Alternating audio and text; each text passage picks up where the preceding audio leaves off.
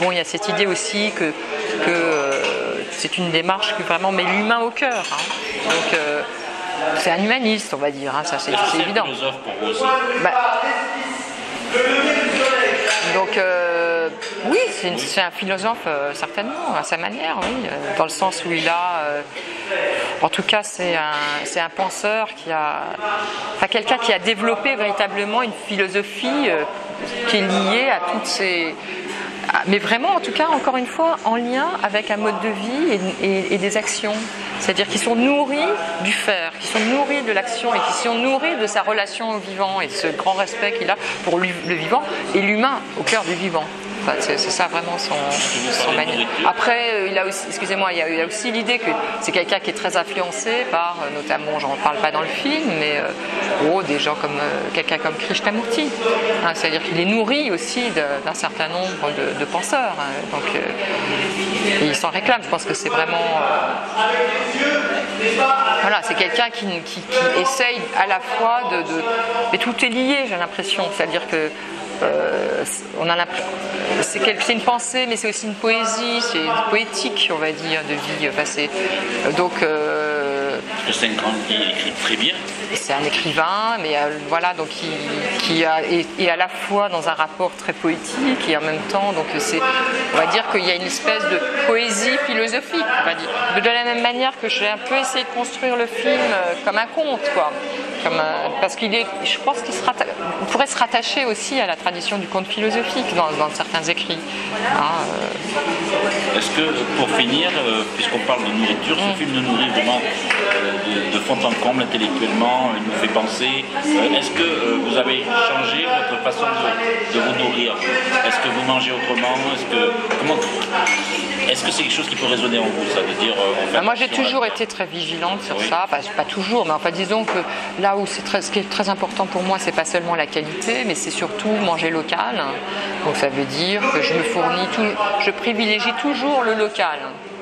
Sur le bio, je dirais. Ça, c'est des choix.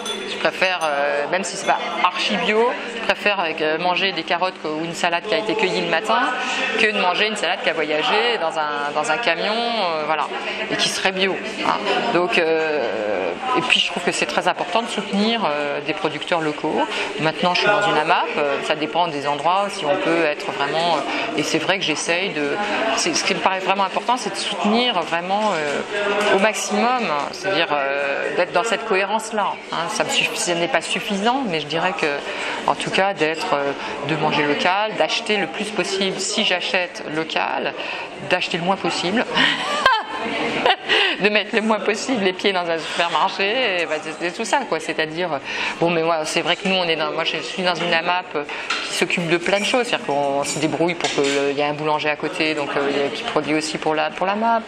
Pareil pour voilà, les œufs. Si jamais les gens veulent manger de la viande, c'est possible. On soutient même des producteurs grecs d'huile d'olive et de savon, etc. Parce qu'ils sont en très grande difficulté en ce moment en Grèce. Alors là, pour le coup, c'est pas local, mais on sait à qui on achète l'huile d'olive ou le savon. Enfin, ça va loin. En fait, c'est-à-dire que je pense mais après, il y a plein d'autres choses. Oui, je dirais que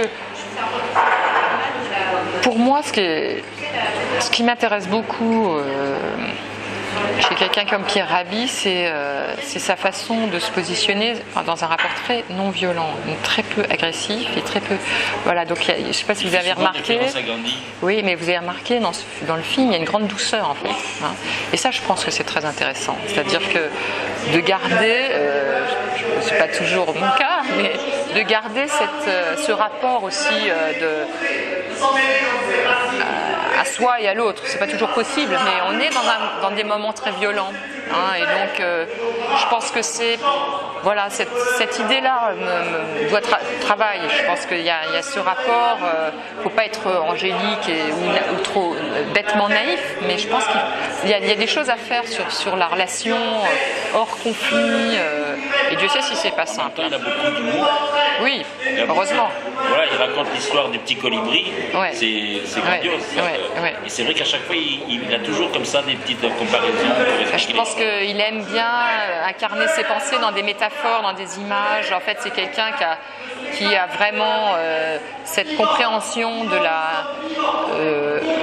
En fait, il utilise beaucoup d'images. Ça vient du conte, ça vient aussi peut-être de la culture traditionnelle qu'il a reçue par sa première famille d'origine algérienne dans l'oasis du désert, ou alors ça vient de ses voyages en Afrique où il a beaucoup côtoyé des peuples traditionnels et des peuples autochtones, etc. Donc je pense que, en tout cas, je pense c'est aussi quelqu'un qui sait très bien s'adapter aux personnes à qui il parle, et qui effectivement a des petites anecdotes très imagées qui deviennent comme des espèces qui renferment en fait comme ça une idée, en fait, un concept, mais qui comme ça, comme espèce de métaphore conceptuelle, quoi. Il sait que en ce sens-là, il y a un petit côté très didactique, hein. Il sait quel est l'impact.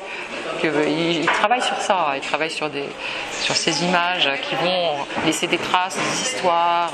L'humour, c'est surtout quand il dit, voilà, au lieu de vous souhaiter bientôt sur les problèmes de qualité de nourriture, au lieu de vous souhaiter bon appétit, il faudra se souhaiter bonne chance. Bon, c'est des choses comme ça. Et il y a Desbrosses à côté, qui est aussi un pionnier de l'écologie, qui est mort de rire.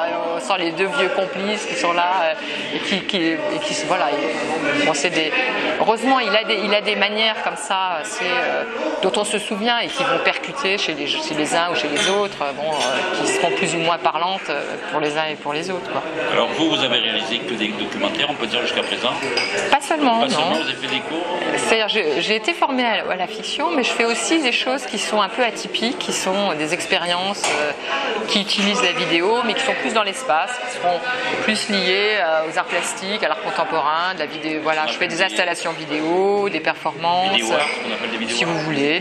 Oui, donc mais qui restent très en lien avec des notions sociales et politiques, on va dire, et beaucoup en collaboration avec les habitants, donc des choses qui sont un peu plus organiques et qui sont dans un temps différent du temps du film, de la fabrication d'un film, et qui sont souvent restituées dans le lieu. J'avais fait quelque chose à Martigues, j'avais été invitée dans une résidence à Martigues, où je faisais à la fois un travail avec des jeunes, où je leur fais faire j'ai commencé comme ça à Kinshasa, en fait, et en relation avec le festival Pocket Film, de donner l'accès pour faire des films à des étudiants chinois qui n'ont pas accès au matériel, et en fait qui ont tous des téléphones portables, et c'est très facile de faire des films sur des téléphones portables. Donc voilà, comment on peut faire des films, et ça a donné vraiment des choses assez incroyables, et il y a des gens qui font des longs métrages avec des téléphones portables. Donc c'est pas l'outil qui est important à un moment donné, c'est ce qu'on a à dire. Donc et effectivement, là j'ai développé à la fois ce genre de choses, des ateliers dans des endroits assez difficiles, à Johannesburg, etc.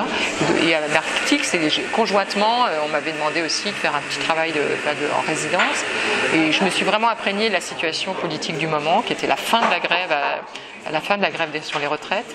Il y avait encore tous les pétroliers en mer, là, je ne sais pas si vous vous souvenez, donc c'était assez épique, et j'ai rencontré quelqu'un qui travaillait dans une usine de pétrochimie. J'avais en tête que j'allais faire quelque chose autour de ça, mais je ne savais pas. Mais c'était le père d'une des jeunes filles qui était à des workshops que je faisais sur les téléphones portables, et qui me raconte son désespoir de l'échec de la grève, et qui me dit qu'il fait de la danse contemporaine en amateur. Et je lui ai proposé de danser ce fameux désespoir sur le lieu de son usine. Ça donne quelque chose, hein. C'est spécial. Et bon, je l'ai fait dialoguer avec une autre expérience. Et ça, je l'ai mis 15 jours après. Je lui ai dit, il va y avoir des élus, il va y avoir des gens. C'est risqué. Il m'a dit, j'assume. Voilà. Et donc, ça, c'est des expériences qui sont des expériences de vie, mais dans une autre temporalité, qui sont beaucoup plus, d'ordre plastique et en même temps social, politique. Enfin, il y a une espèce d'imprégnation. En même temps, si on peut résumer, c'est vous intéresser à l'être humain, quoi, finalement, en tant que réalisatrice. Et j'aime bien donner la parole aux gens qui ne l'ont pas. Faire apparaître des existences, c'est pas vraiment nécessairement le cas de quelqu'un comme Pierre Rabhi, mais de faire surgir aussi autrement.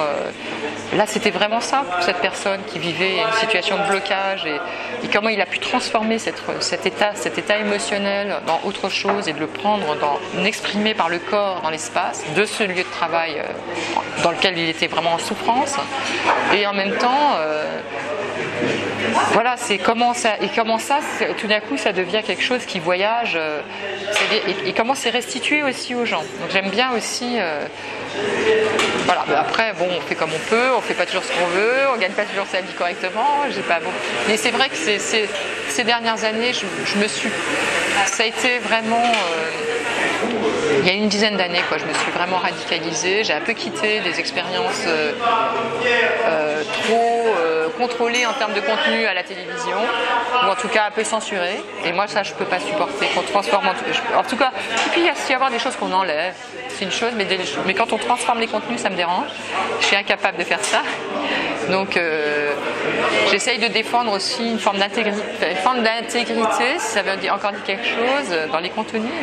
Quand on donne la parole à quelqu'un, qu'on soit à peu près dans une forme de respect de cette parole donnée.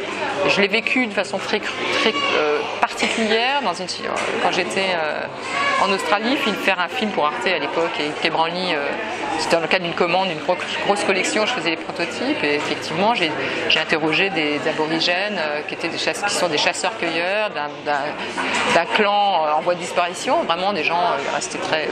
Et finalement, il aurait été question de changer un peu ce qu'ils disaient pour aménager un peu le réel, voilà, et moi j'ai vraiment refusé. Et ça a été une rencontre extraordinaire, parce que c'est des gens dont l'activité artistique n'est pas seulement une activité d'œuvre d'art pour remplir les caves des collectionneurs ou les salles des musées, mais vraiment une lutte pour leur identité, une reconquête de leur espace de citoyenneté, de reconnaissance et un espace politique. Donc voilà, c'est quelque chose qui, d'une certaine façon, être allé filmer des chasseurs-cueilleurs dans le nord de l'Australie, en zone tropicale, dans un lieu très dur, ça m'a fait sortir peut-être d'un système, mais par contre ça m'a centré, on va dire. Voilà. En tout cas, nous, ce qu'on espère, c'est que vous continuiez à faire. Merci beaucoup, j'espère. Et puis, on sera là pour parler avec vous sûrement l'année prochaine. Merci beaucoup. Merci beaucoup.